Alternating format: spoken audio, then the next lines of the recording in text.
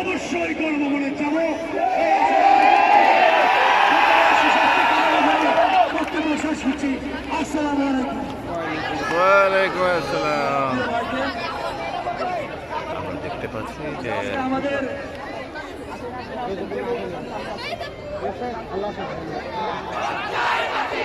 আচ্ছা আমি আরেকটু কথা সবাইকে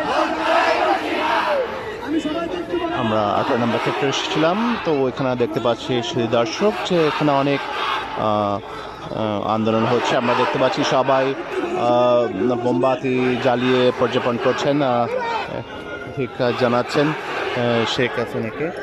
মানে সবার এক দফা এক দাবি, হাসিনা তুই কবে যাবি।